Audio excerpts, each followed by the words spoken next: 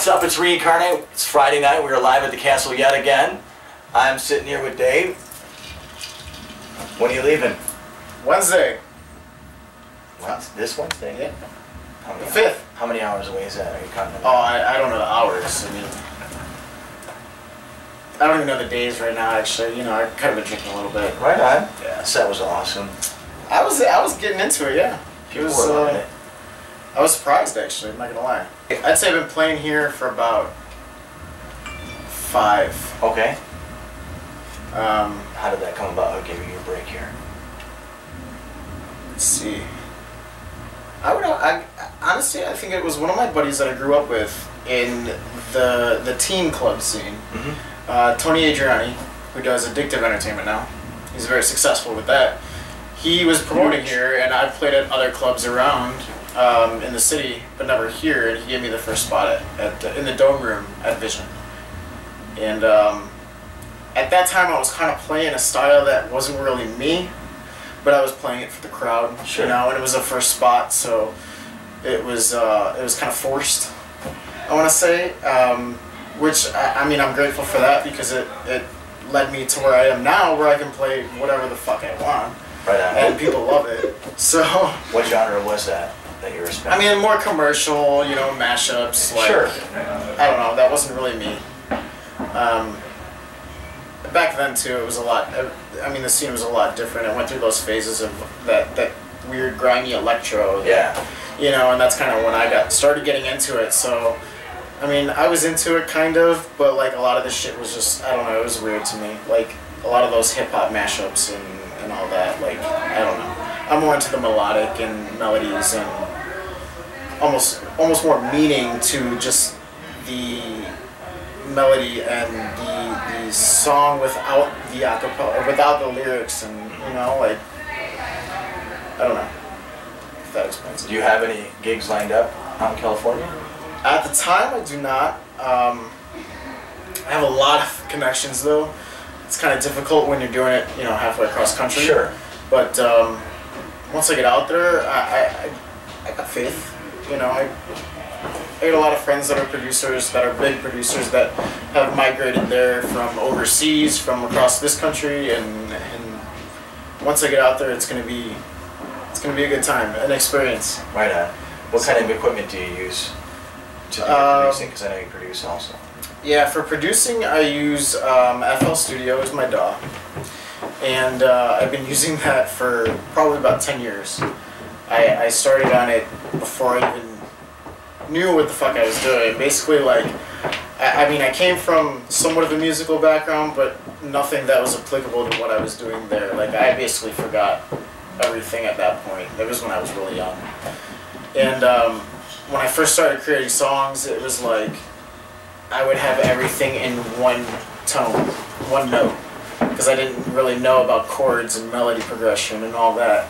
And I just spent my time doing YouTube tutorials and just teaching myself about music theory and how to use the DAW, and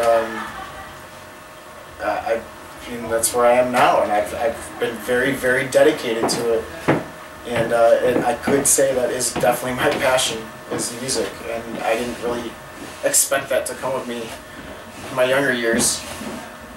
But yeah, I fell in love with it. I hear that you're a pretty avid inline skater. I used to be, yeah. That's a good one, you got that. Yeah, I actually I skated for about 12 years. That was in my younger years. I thought that was going to be my passion, and took that pretty far. I was sponsored and did a lot of competitions all over the country, and did a lot of the park skating, all the ramps and all that shit, and I placed or came in pretty high in all the competitions, but I mean, over time, it did a number on my body. For sure. I never really wore pads besides, you know, if they forced a helmet or whatever, so I can't do it anymore. I've tried. I mean, I can, but I fall and I don't get right back up like I used to. Right on. It hurts a lot more. How do you feel about all the people that ended up at the wrong boiler room this week?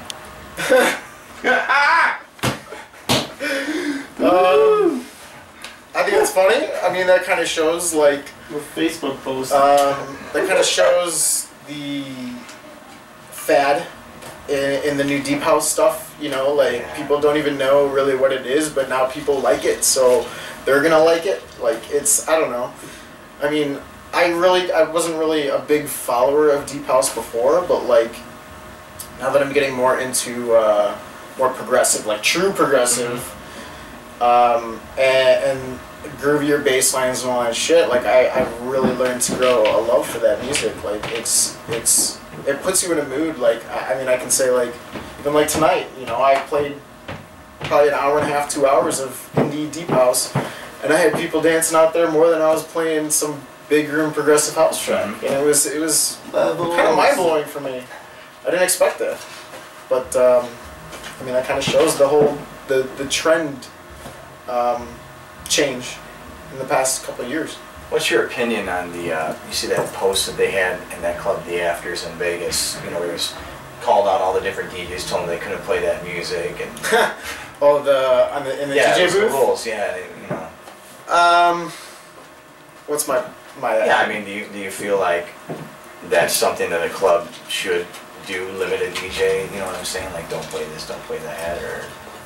I mean, to be honest, it's kind of a slap in the face to those producers. Yeah, seriously. I don't know how to say on that. I mean, it's obviously the club's right to do whatever they want. If they want to do that and piss off some other people, I mean, that is those, I guess you call like those diehards that say like, oh, that's not true music or whatever bullshit. But like, I mean, it all is. It's just when you first hear the song, you're gonna say like, oh, you know, this is really well produced, or this is a good track. But then it blows up. You start hearing it on the radio and all this shit, and people are, oh, clarity or whatever, you know. And then you're gonna be like, oh, this song's fucking garbage, you know. Like too many people are playing it. But in reality, like the song was really, really well produced, and it was genius. But I mean, you know, people get their own opinions, and they want to almost feel like they're too cool to listen to something that's a fad. Too many people go through and they're like want everything to be exclusive. Exactly. You know, and the universe is by nature inclusive. And that's one reason why I think the deep house indie scene is getting very popular, because that's more exclusive. That's more hip. You know. Where do you see yourself 10 years from now? 10 years from now, 10 years, I'll be 38. Hopefully.